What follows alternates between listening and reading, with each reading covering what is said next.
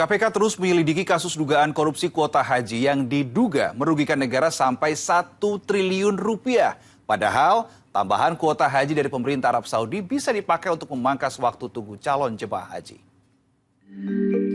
Komisi Pemberantasan Korupsi (KPK) mengungkap dampak negatif di balik kasus dugaan korupsi penentuan kuota dan penyelenggaraan ibadah haji pada Kementerian Agama tahun 2023-2024. Salah satunya yakni mengakibatkan masa tunggu calon jemaah haji reguler semakin panjang.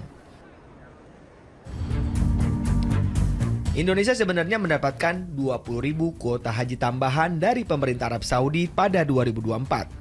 Merujuk pada ketentuan Undang-Undang Nomor 8 Tahun 2019 tentang penyelenggaraan haji dan umroh, maka pembagian kuota haji tambahan tersebut adalah 92% atau 18.400 untuk kuota haji reguler dan 8% atau 1.600 kuota haji khusus.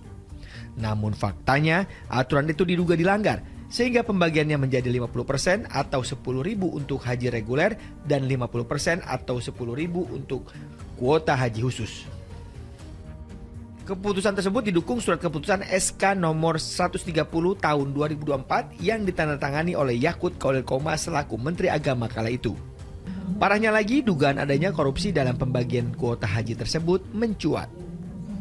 Adanya komitmen fee per kuota haji khusus sebesar $2.600 hingga $7.000 atau sekitar 42 juta rupiah hingga 113 juta rupiah berdasarkan temuan KPK membuat negara diduga merugi mencapai 1 triliun rupiah. KPK menduga kuat permainan uang tersebut terjadi antara oknum di Kementerian Agama dengan pihak agen travel haji yang mengurus haji khusus. Awal dugaan kerugian negaranya lebih dari 1 triliun. Di sini penyidik akan mendalami terkait dengan perintah-perintah penentuan kuota tersebut dan juga aliran uang. Ya kalau nggak ada permintaan itu selalu ada, tapi kan itu kan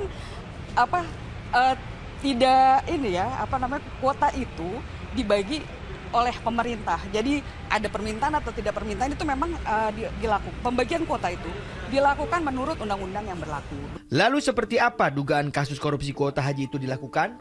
Detektif Partikelir Boyamin Saiman buka-bukaan kepada kami.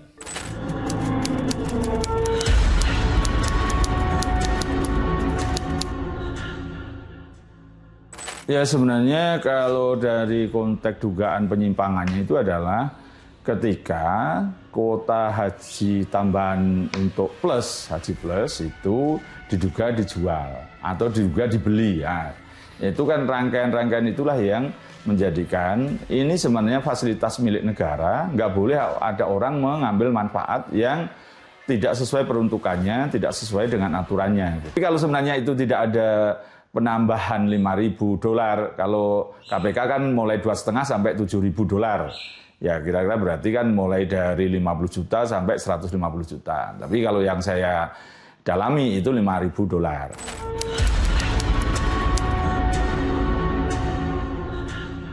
Kalau bicara menyalahgunakan wewenang dugaan ya, atau perbuatan melawan hukum, dari dasar yang harusnya peraturan, harusnya 58% jadi 50%, terus kemudian oknum staf khususnya banyak yang juga bermain, unsur keterlibatan menurut saya besar.